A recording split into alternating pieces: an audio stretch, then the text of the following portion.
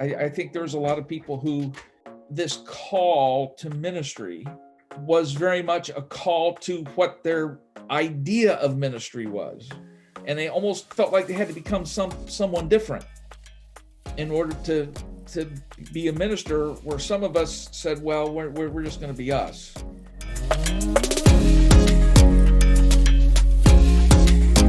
Welcome to the Everywhere Podcast, a collection of interviews with leaders and pastors and everyday followers of Jesus who are living into the reality that Jesus changes everything, everywhere. Hey there, I'm Ryan Welshans. On this episode of the podcast, I sit down and talk with my friend, mentor, and pastor, Doug Ward. Pastor Doug is senior pastor of Mundelein Church of the Nazarene here in the Chicagoland area. He's also a professor at Olivet University, a published author, and an all-around great guy. He's a lover of golf and family, and we sit down and we talk about his early years, not just in ministry, but his coming to faith story, his love for Wesleyan theology and just good theology in general, and a bunch of other stuff. I hope you love this conversation. I love this guy, and I think you will too. Well, hello there, Pastor Doug Ward. How are you? I'm good. Good morning. How are you doing? I'm doing well. So this is a little different. I've been interviewing folks that I have either never met before from all around the country, and today I get to interview my boss. So it works out. It's pretty cool. Coworker. There you go. I appreciate that. All right. So with that said, let's talk a little bit about your faith journey, your story, starting from your childhood, and how'd you come to faith in Christ? Well, I suppose I'm one of these cases where I suppose that's the only thing I've ever known. Mm-hmm. I'm adopted. I was born in kind of Indianapolis, Indiana. Just in the last 2 years, I have met my biological father quite by accident. That was not the plan. But anyway, I was put up for adoption. Adopted by a veterinarian and his wife that eventually, we'll just say Connorsville, Indiana. They were in the process of moving. And as sometimes happens, just a couple months after adopting me, my mom, who was told she would never be able to have children, got pregnant. Oh, wow. And the first of my two brothers were born. The first one didn't live but a day. And then a few months later, my second was born. He's still with us. So we had this family, my mom and dad and my brother and I. And about the age of when I was about 4, my dad decided to take another path in life, and that being a dad and family life wasn't for him, and he kind of abandoned my mom and us boys. And so my mom started this life of being a single mother. She moved back to her hometown in Marion, Ohio. And so it was very much my brother and I and my mom. And my mom went back to the church that she grew up in. So I grew up in church, and every Sunday night, Wednesday night. And I'm one of these people, I'll be honest, I don't think I could pick a date when I decided to become a Christian. It just simply was all that I knew. There were numerous instances in childhood when, I felt this desire to follow Christ. I can't point to a day. I can't point to a year. It just simply all that I've known. Never really had a time of falling away from the faith. I suppose there's a couple times I was 7 or 8 where I just decided early on, and that decision has never been questioned. That path has never deviated for me.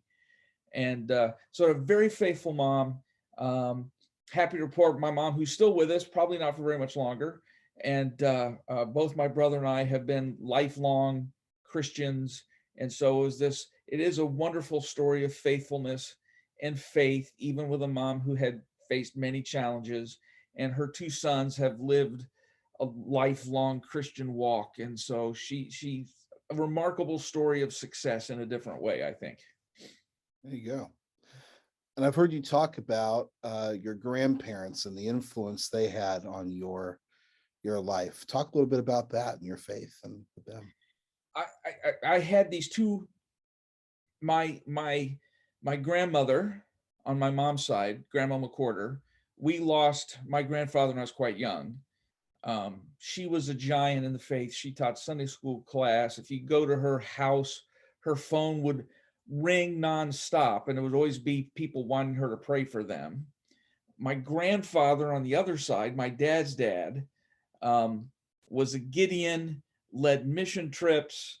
And so sometimes I'd go with him on Sunday morning where he'd speak at a church, whether it's because of the mission work or whether it's because of the Gideon stuff. My grandfather, I think, very purposely kind of stepped in many ways for his son, and played catch with me and hit me fly balls. And a lot of Saturday mornings in the summer, I'd spend the night with him on Friday night. We go golfing at 6 a.m. A remarkable man of faith.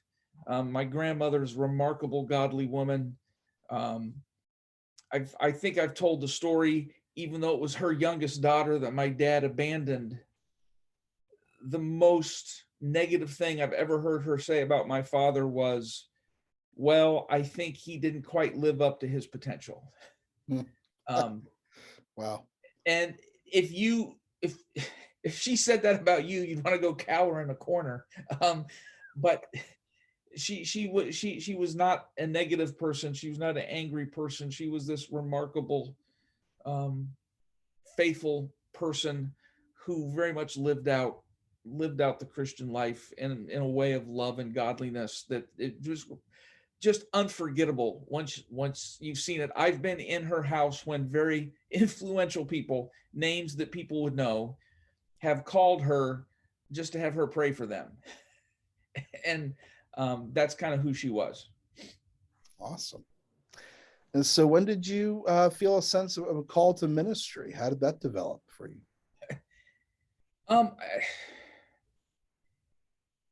It was not something that was prominent, but it was never something that was outside of a realm of expectation. I remember when I was in high school, I was in the show choir, and there's 16 of us. And so it was also like a competition ensemble. We kind of did both routes back then. We always start the year with a big retreat where we would go Friday night, all day Saturday into Sunday, and we would just work on music. We would do this intensive work on our music for the year. And I remember my junior year, our director said, it's a Sunday morning. We're going to have a little time if someone, would like to speak. They couldn't really call it a church service, but it was something like that. I mean, and for some reason, I can't remember how, I don't think it was just by acclamation. All right, Doug, you get up there and do something. And I remember talking, and I remember it was out of 1 Corinthians 12, one body, many parts. And it was just a couple thoughts, and a couple people said, you should do that for a living, kind of thing. And I didn't take it seriously. In between my junior and senior year, I went to camp. And it was this marvelous week. And I would say there was a seed planted there. And as I got then through my senior year of high school, there was at one point I was contemplating going to law school. And there was two colleges with a very strong pre-law program, Ohio Northern and Albion up in Michigan. And I was thinking about those two things. I was also pursuing an appointment to the Air Force Academy. And I was in Congressman Mike DeWine, he's governor of Ohio now, office to interview for, you have to be appointed by a congressman or senator to go. And it was in the middle of that, I really felt this very strong sense that is not what I should be doing.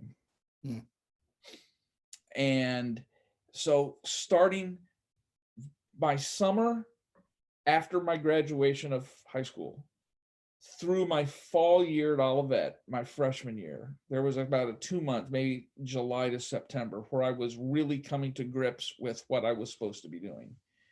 And there was a lot of people who were placed in there that affirmed, along the way. And in the end of that process, I also met this girl who's my wife today. And she was part of that process as well. And she was the one who would never, ever, ever, ever, ever, ever date a pastoral student, someone who's going to be a pastor, just to ask her. So I'm just not going to do it. Well, that kind of broke down for her too. But anyway, and so by the time I get to my freshman year, I was very clear on what I was to do. And then I went back to my home church. I can't remember when it was, just for a weekend. And my pastor said, "Here, you're battling a call to preach." I said, "Yes." He goes, "Good, you're preaching Sunday night." And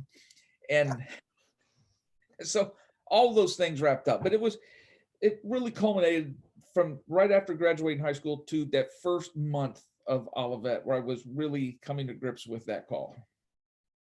Awesome.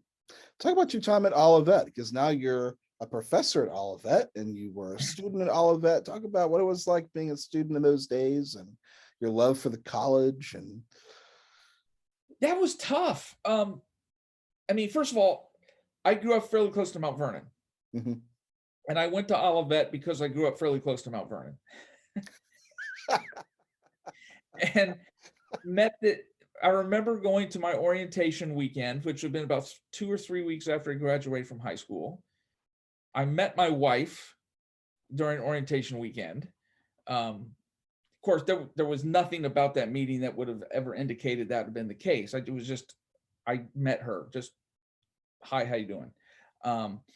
And a lot of the people that first day I got there, about 16 of us ended up going to Pizza Hut or something that night together. And those ended up being like 12 or so of my closest friends just in that first meeting. Had this wonderful, wonderful experience with people. And at the same time, my wife's 2 years older than me, so I was trying to get done quick. So I got done with college in a 3.5-year plan. So I was taking a lot of classes and all that kind of thing. At the same time, that was at a different time. We're talking about 83, 84, 85. And there was still kind of an older sense, a previous incarnation of what ministry looked like.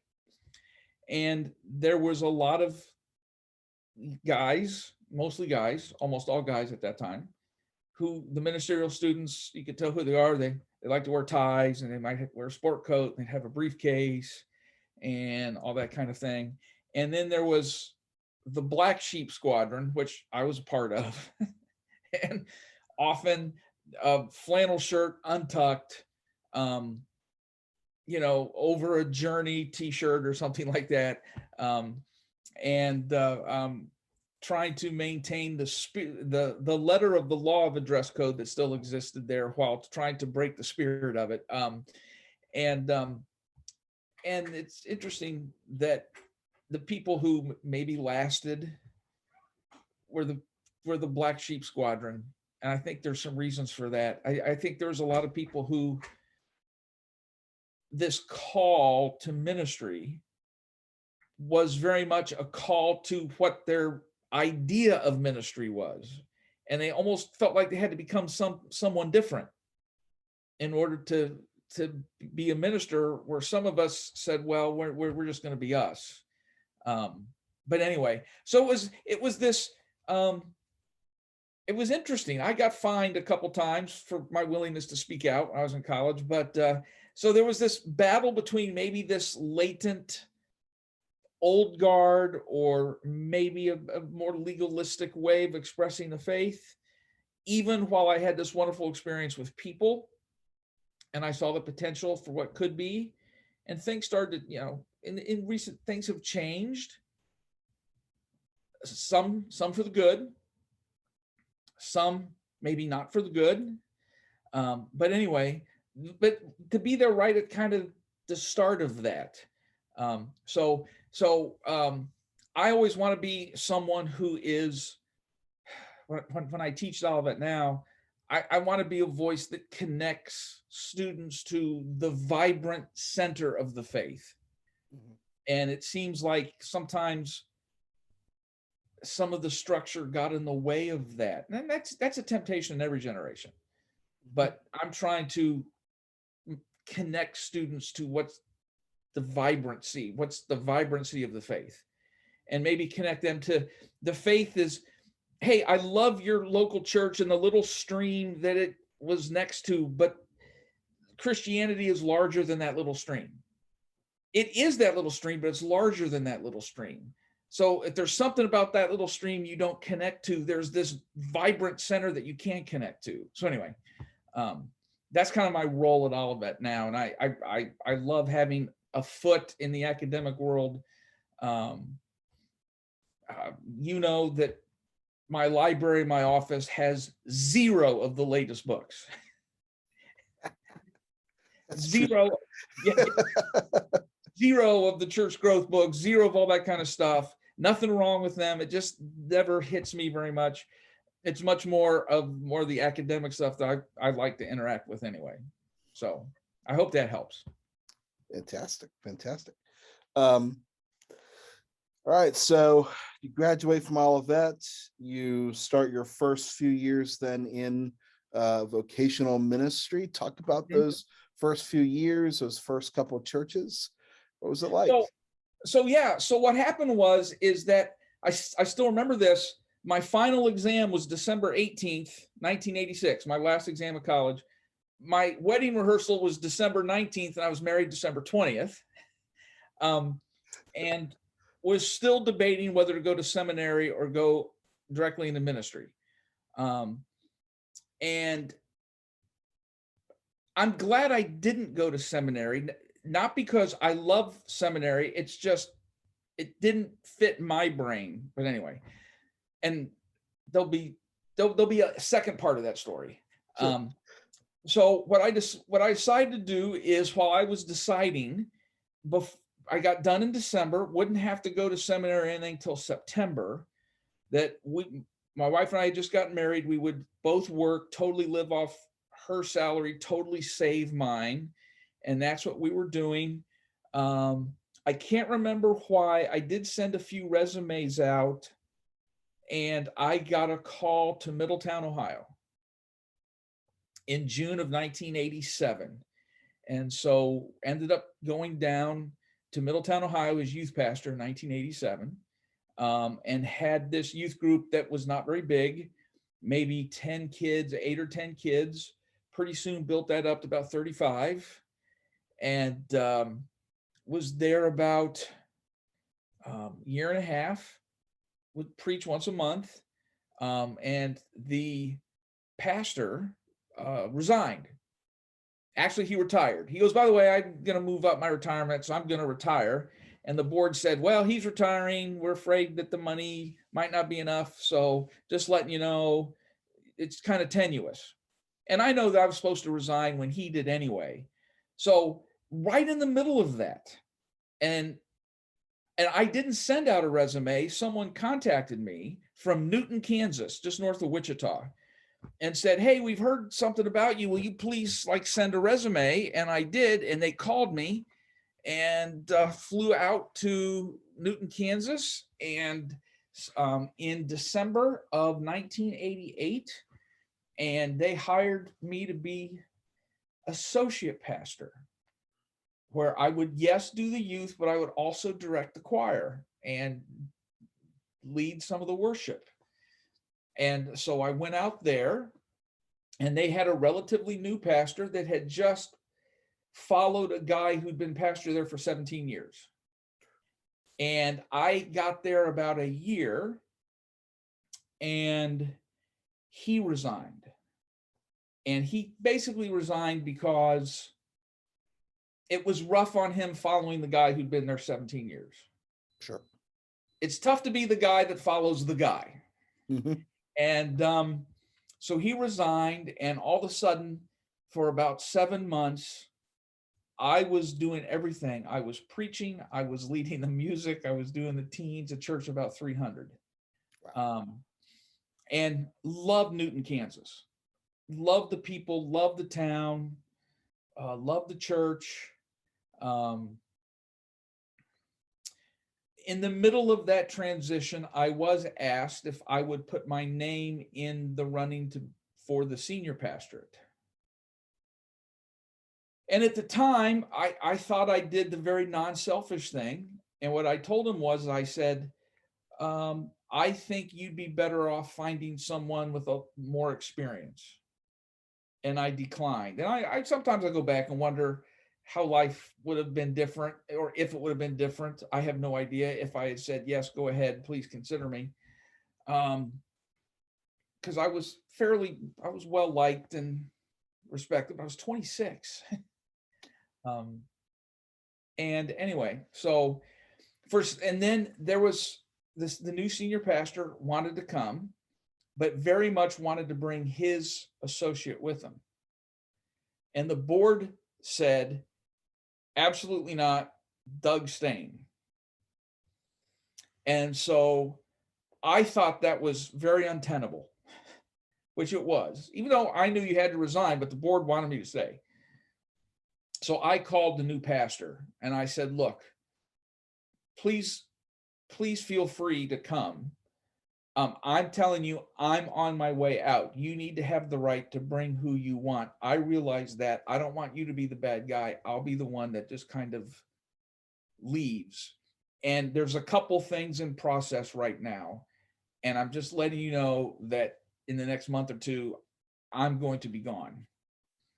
And so after that was a tough leave, because we really love the people there. We're still friends with many of them, and it was a good church. And so in the middle of that, I had gotten a couple different calls, one of which was to be senior pastor of a church in Texas, a town called Marshall, Texas. And so we ended up leaving Newton, Kansas for Marshall, Texas. So to go be the associate / interim pastor to senior pastor in Marshall, Texas, which we left in September of 1993. Sorry, September 1990. And we moved down to Marshall, Texas. So that was my first two places, both of which were good experiences, but relatively short, through nothing to do with me, a guy that moved up his retirement, and someone that I probably didn't appreciate the dynamics, just had trouble following the legend at a church. But there it is. I had these Middletown, Ohio, and Newton, Kansas.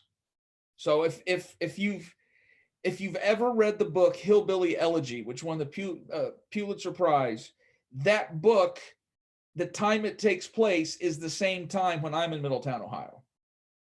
Oh, wow. Okay. So those same years when he's there, I'm there. So it's the same town.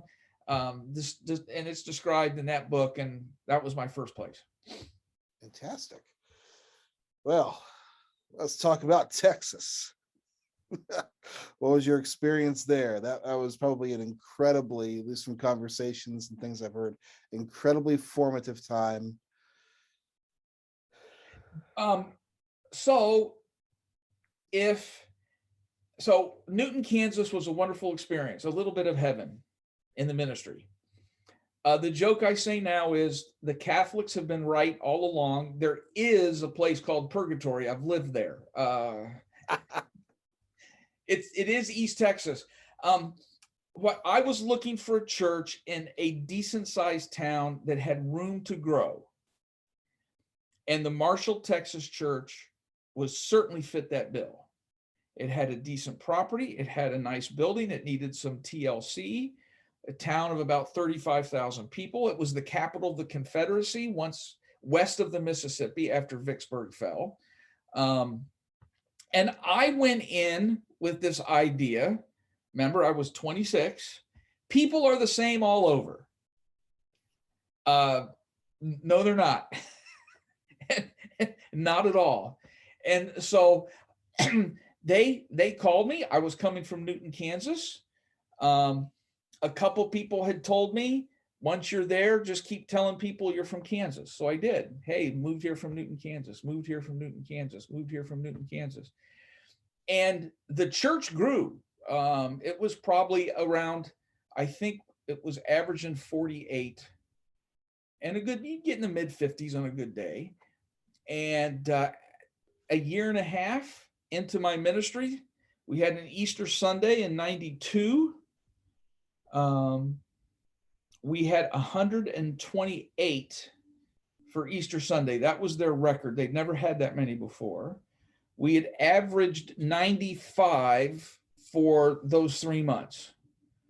And so it was really going good. In hindsight, as I'm thinking through all the people who started going to that church, it was people who lived in Marshall, Texas, but were from other parts of the country who were just living there. And so here's all these deep East Texans all of a sudden with a bunch of people from other parts of the world in their church. And around that time, even though things are going great, I started to hear the phrase Yankee pastor. And one of the things, I think my mom had paid a visit, and all of a sudden my mom was from Ohio. Well, if you're from East Texas, Ohio's Yankee land. Kansas isn't. Ohio's Yankee land. I started hearing it. I did have a couple of board members come in my office on a Monday and said, hey, we like the new people, but it just doesn't feel like family anymore. And we don't like the stuff that's going on. And it got uncomfortable fairly quickly.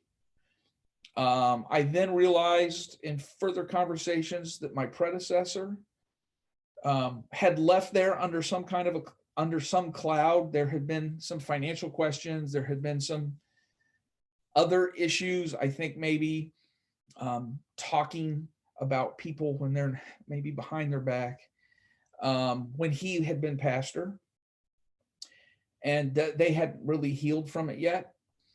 And so even though we had grown and giving was up and everything was good, I'd had someone come in and donate carpeting the church, or recarpeted things. We'd re-landscaped the front. That was largely my wife and I had done that, and everything was good.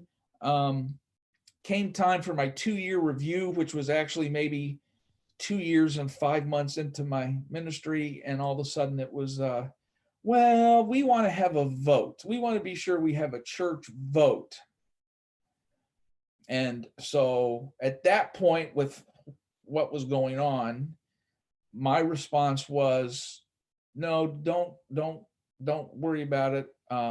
If you give me till May, I'm going to resign. If you give me these 3 months, I'll be out of your hair, which is what I did. So actually, that last Sunday in May, 1993 is my last Sunday. So almost 3 years in in Marshall, like 2 years and 9 months.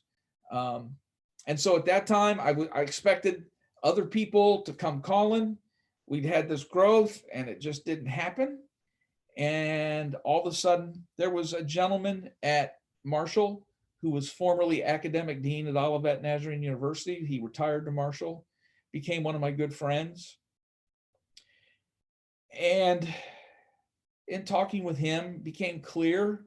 And so we moved back home, which was suburban Chicago. It's my wife's home. Be close to one set of grandparents to help with kids. And where I said before, I was happy I didn't go to seminary, which was true. I went back to school, not the seminary route, not the professional degree, but back in the academic degree. I got a master's in biblical literature with an emphasis in New Testament. And so went back and got my master's degree, and worked a normal job when I wasn't in school, doing the best. My wife made more, she was a nurse, more hours, and was a dad. And when that was done, I did send a couple resumes out when I was done with my master's work, and had one DS say, well, you're overeducated now, I can't use you. Had another DS tell me, well, you've been out of it now for like 2.5 years. People will wonder what's wrong with you.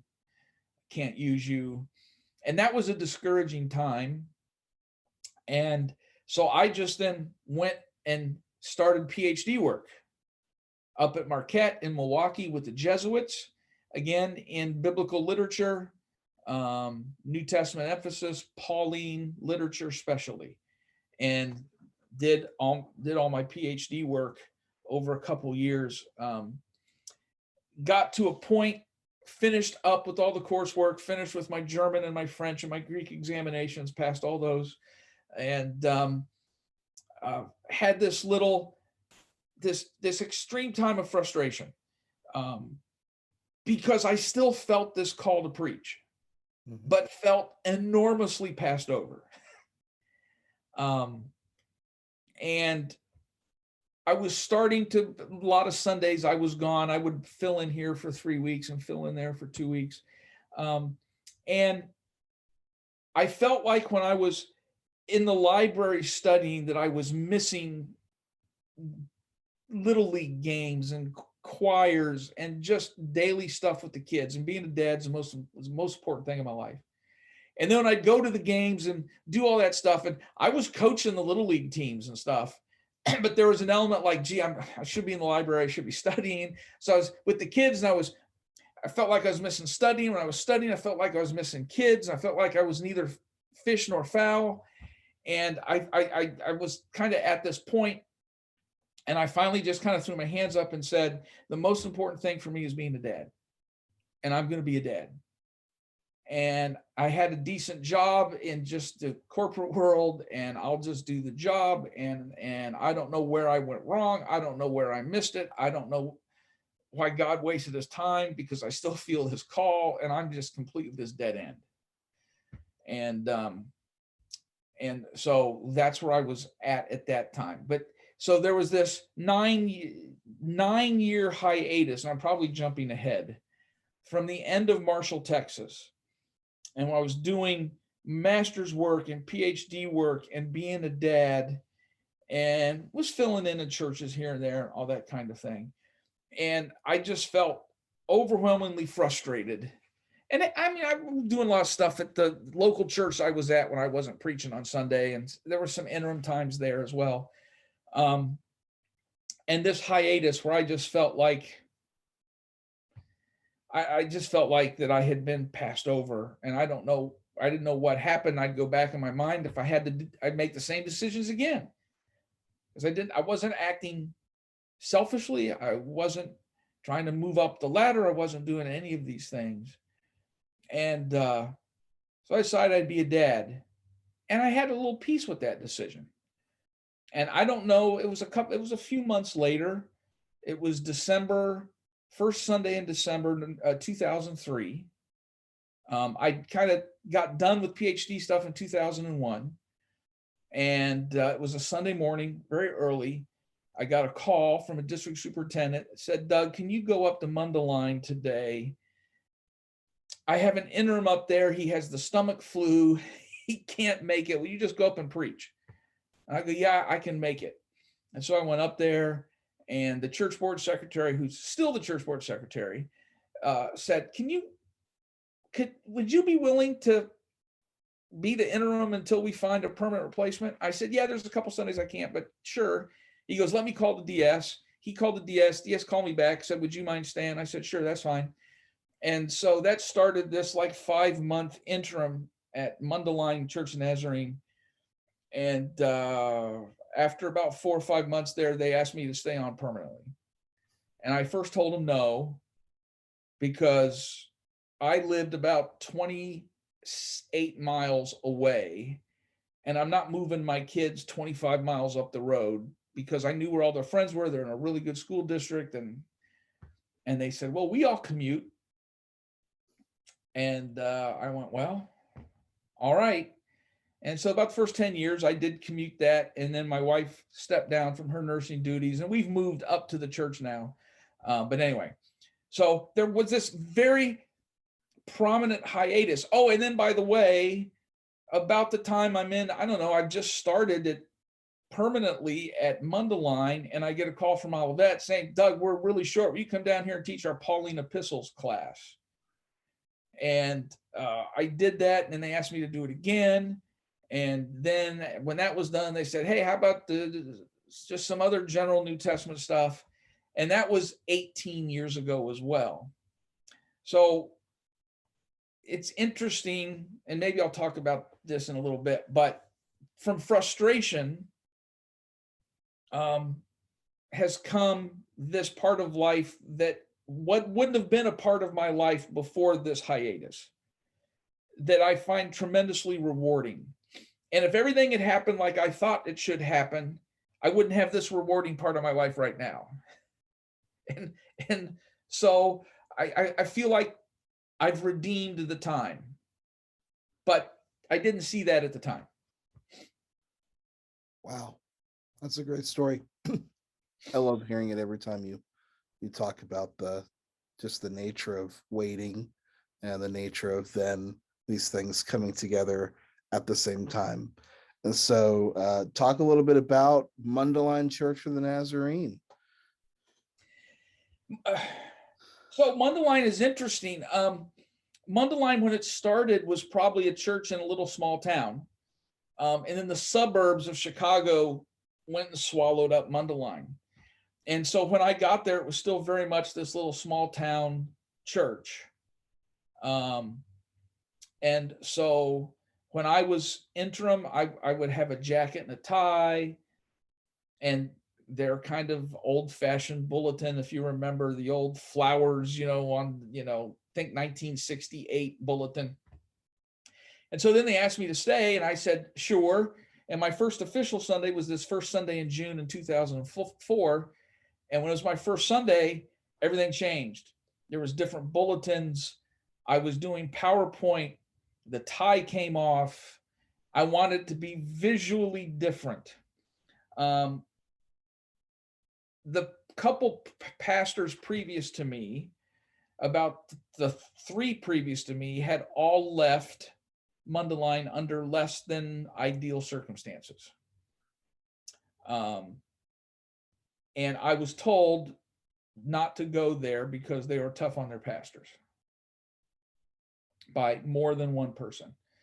And I have had the most wonderful, steady, peaceful, rewarding stint that I think is possible. I'm blessed to have a church that really is not marked with strife. The DS has never been called in 18 years. It's just, people generally love each other, like hanging around. They're still half hour after church, they're still in the building kind of talking and all that kind of thing. And it has been, and because we're in the suburbs of Chicago, we kind of get people in and through. They're in the area for 2-3 years and they get transferred off to someplace else. And so it's been not the same people. There's probably been, whatever the church is now, there's probably been triple of that who've been vibrantly part of the church for an extended stay during these 18 years and then off to somewhere else. So we've been very much a sending church as well. There's been there's people placed in the church that were part of the Mundelein church. And so I think we've been able to do 6 mission trips since I've been there. So we have this global footprint. That we have some people that have had some very prominent roles in industry. And so very frequently they're off in Ireland or off in Hungary or off in Costa Rica somewhere. And so for being not the biggest church in the world, we have a lot of people around the world frequently that are central parts of our church. So it has a pretty big global footprint for being not the biggest place in the world. Yeah, Mundelein, Monday Naz, as it's affectionately referred to as, is a very special place with some special people. I love it because it's near Chicago, but not really near Chicago. So you get a lot of culture and things that spill in, but also there's still sometimes a small town feel to it. So yeah. It's a neat area of the country. Let's talk about your books here. In particular, it would be really inappropriate to have a long conversation with you and not talk about golf. Yeah. So we got A Duffer's Life, Thoughts on Faith, Family, and the Game I Love. We talk a little bit about the book, but talk to me mainly about golf and what it means to you. And So golf is not just a hobby, it's kind of a family legacy. My grandfather, who played semi-pro sports with Jim Thorpe, yes, that Jim Thorpe, the Olympian, my grandfather was a golfer. And when I say golfer, no, didn't ride around in a cart, no, walked. And he would play 3-4 times a week till he was 78 years old. And so he would take me, very much taught me the game. When the Sundays after the divorce, my dad's day of visitation was every other Sunday. And during the warm months, one of the things that we would do is on that Sunday afternoon, we go play 9 holes together. So golf was also the avenue in the way that I related to my dad.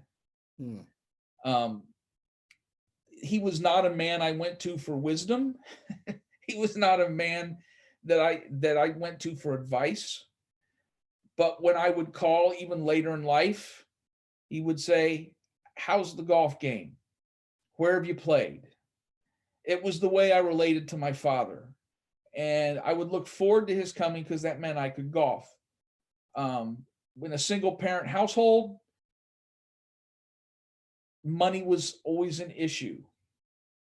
I could not have afforded golf with a single mom. One of the things Dad would do always, he kind of, here's $20, here's $20. And as a teenager, I'd use that $20 to golf. You know, I'd combine it with birthday money, little odd job. I'd do a paper route. That's what I spent money on. Turns out I would teach my friends how to golf. So pretty much I had a group of people I golf with. I had taught them. And so golf was how I related to my dad. Golf was this family legacy. It was literally something I kind of fell in love with through the teen years. Went to Olivet. The job I had for at least one of the years was I worked at this golf course on the edge of town so I could play golf for free while I worked there.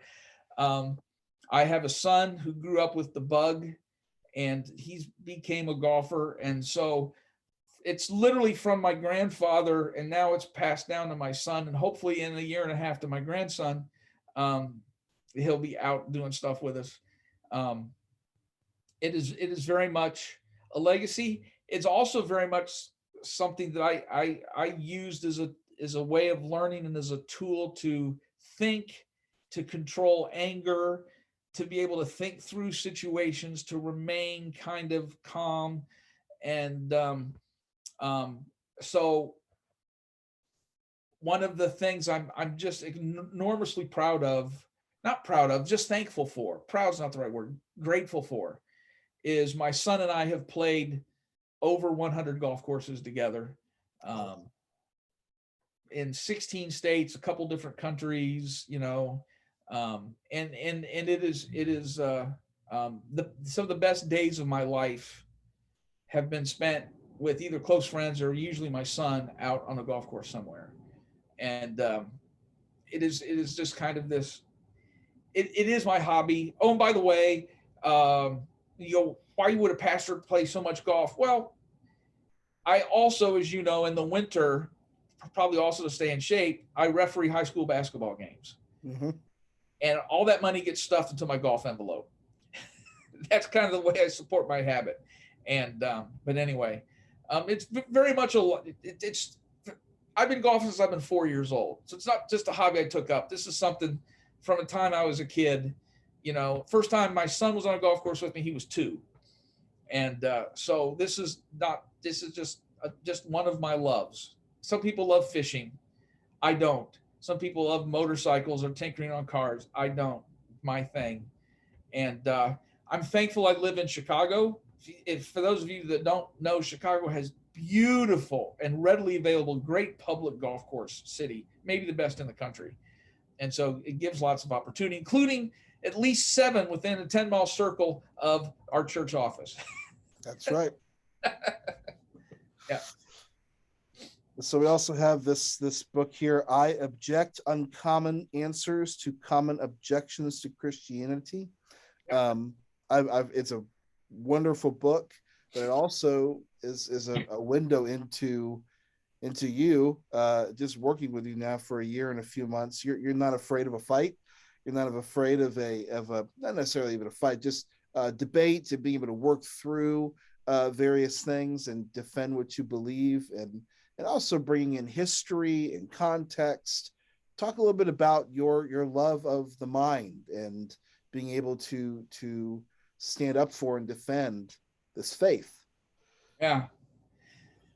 I think that one of the problems, this is my opinion, you've heard me say this, one of the problems is that the perception is amongst some people, not in the church, that the church is where simple-minded people go for refuge. Yeah. Where, because they can't explain anything, so they have to rely on superstition. And here's a magic fairy god that sends good things to people if you pray hard enough for them. That there is no academic, there's no intellectual support for the faith. Sometimes also in the church, that world seems threatening, and there's people who go, well, you can either be intellectual or you can be a Christian. You can't think your way through the faith. You have to just believe. Well, I disagree with both those worlds. The church has had this vibrant intellectual tradition that stands not only next to, I think stands above anything in the secular world. This world of science was created by the church. The world of science has said, if there is a God, and this God is a graceful God that acts in very logical ways, then we can discern our world by going into the mind of God, so we can figure out what he was thinking. And the early mathematical formulas, people like Isaac Newton were vibrant believers. And they were very much trying to get into the mind of God. And so sometimes we don't take the playing field. And I think there's important issues to address.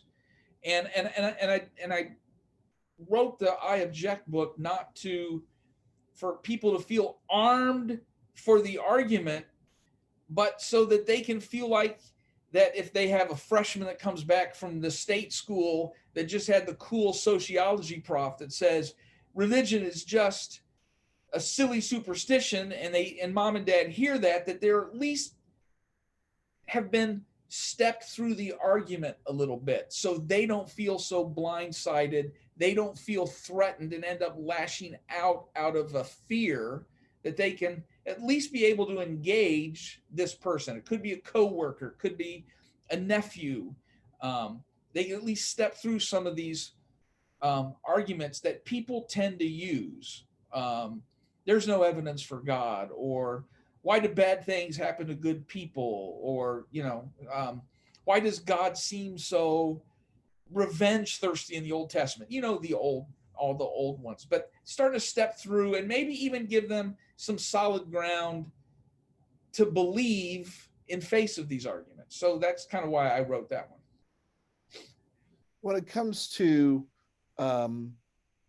this idea of helping people walk through these difficult questions and deal with these things that maybe they're just not always exposed to or having in conversations, you've also been on several podcasts with atheists who are at times incredibly hostile.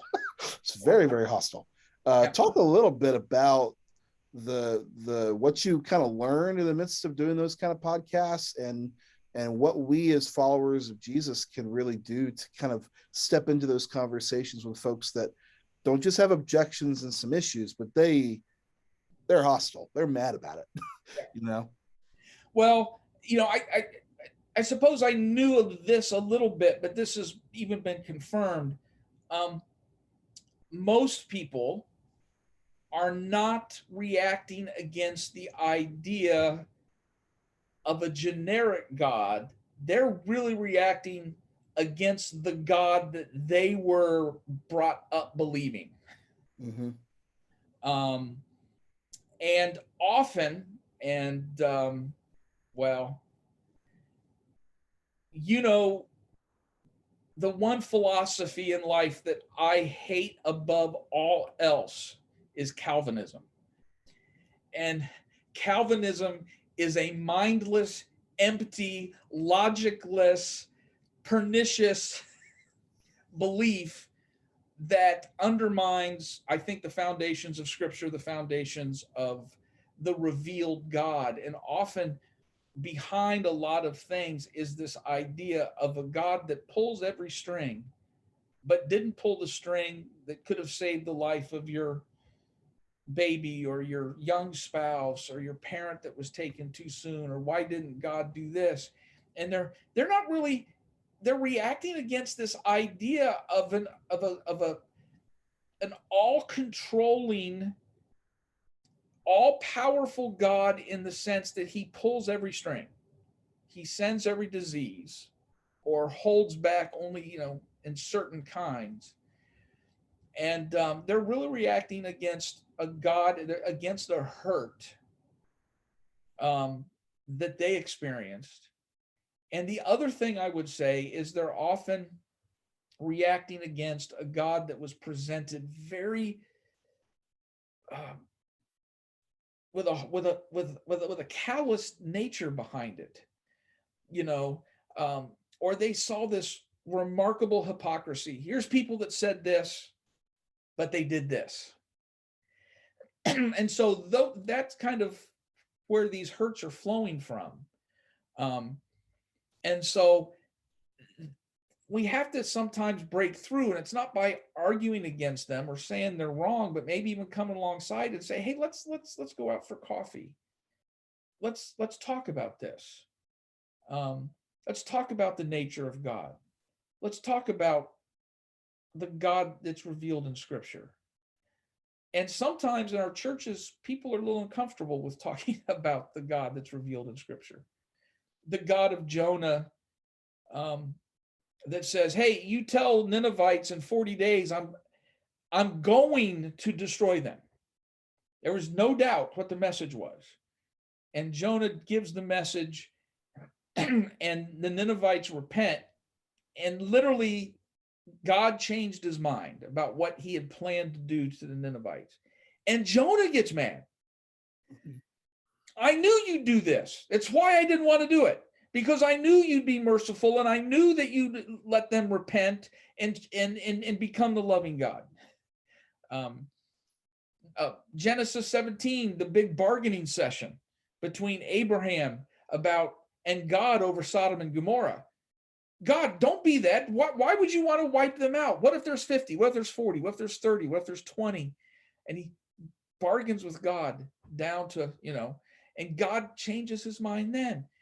In Amos, in Jeremiah, in Deuteronomy, see, I set before you life and death, blessings and curses. Now choose life.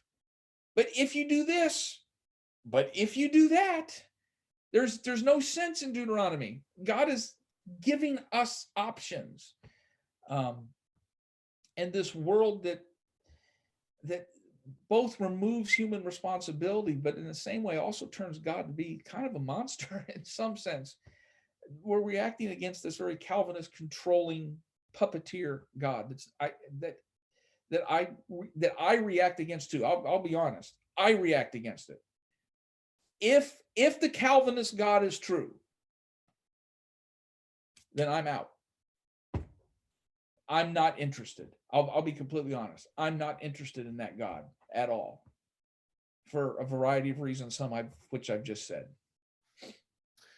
So if there's, which there very well could be, a Calvinist who stumbles upon this conversation, and they just have picked their job off the floor.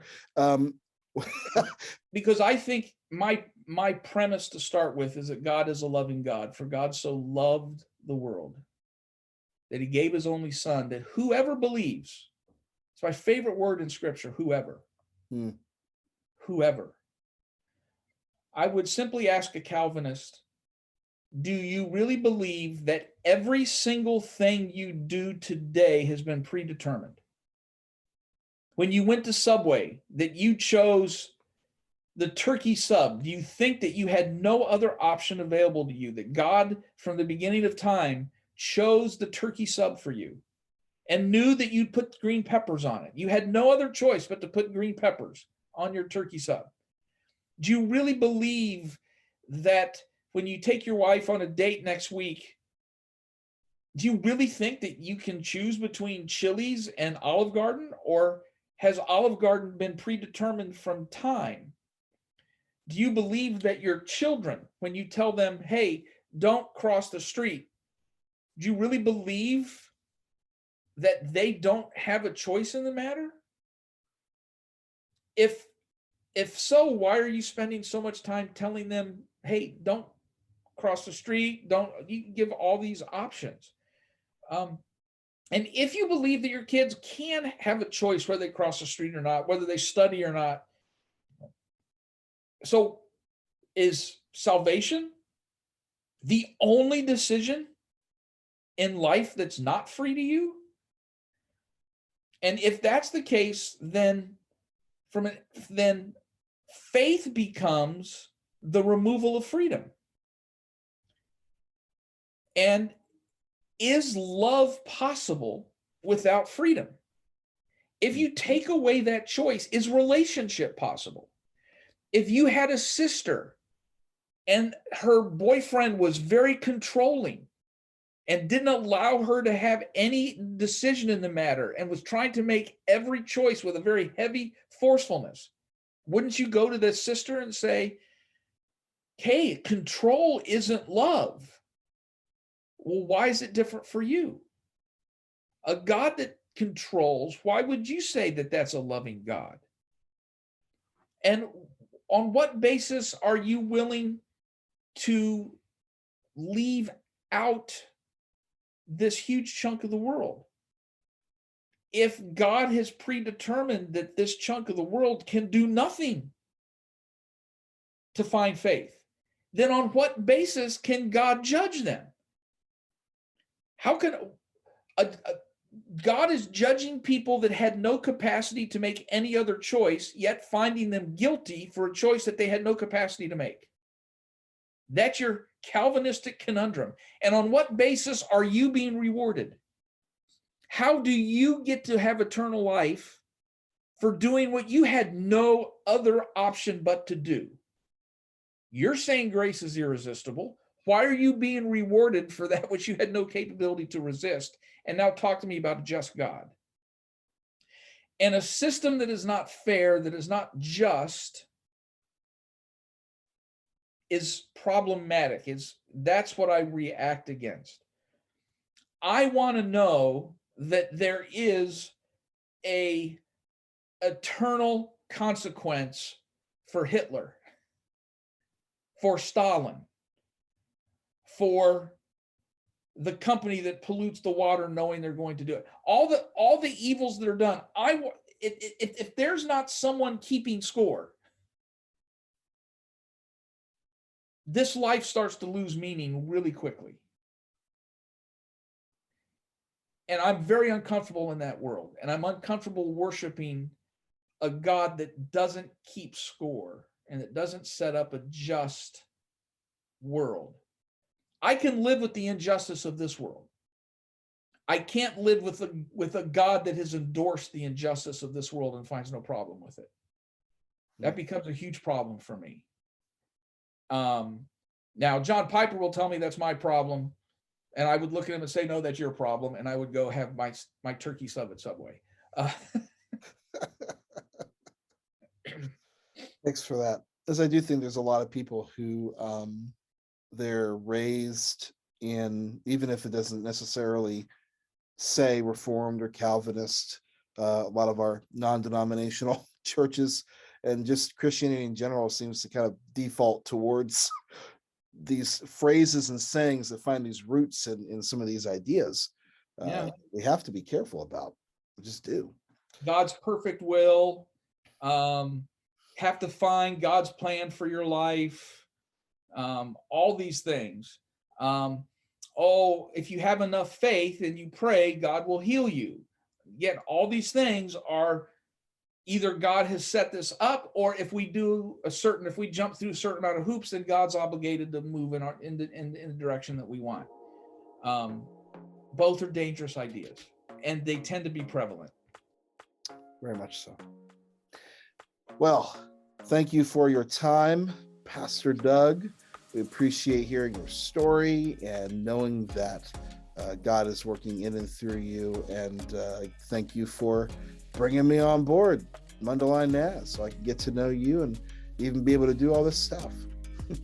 All right. Very good. All right. Have a great day. All right.